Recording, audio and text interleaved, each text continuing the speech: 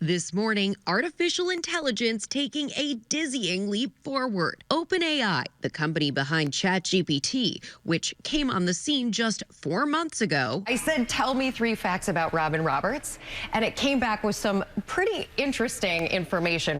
Out with its latest innovation, GPT-4, a program so advanced its creators say it can score in the 90th percentile on the uniform bar exam. It can also analyze photos. For example, after scanning a picture of what's in your cupboard or fridge, it can serve up options for a recipe. OpenAI CEO Sam Altman tweeting that it is more creative than previous models and it is less biased, but that it is still flawed and still limited.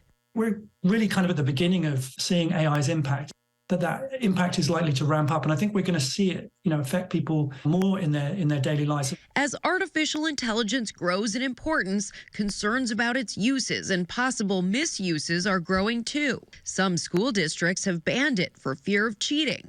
Yet a growing number of educators are also embracing the technology, including Lexington, Kentucky teacher Donnie Piercy. We're just at the start of what AI is going to look like in education, but it's also important to realize that it's just going to get better. And we as teachers, we need to be prepared so that way we can start to adapt our lessons. Meantime, the early innings of the AI arms race have also exposed flaws. Google AI's Bard made a factual error in its first public demo, and Snapchat recently launched a chatbot, My AI, supposed to be safer for teens. But when Washington Post reporter Jeffrey Fowler tested it out, the conversation turned inappropriate at times. I asked it, hey, can you give me some advice on what kind of beer to have at my 15th birthday party? And it did. It did also remind me that you had to be 21 to drink, but that didn't stop it from giving me advice that just wasn't appropriate for a 15-year-old.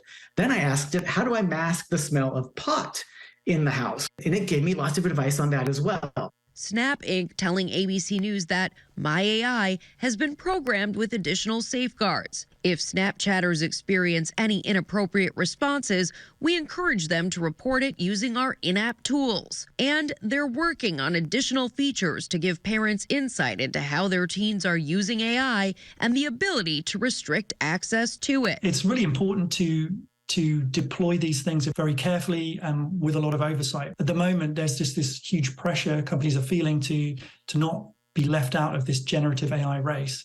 So they're just putting them out there and seeing what happens.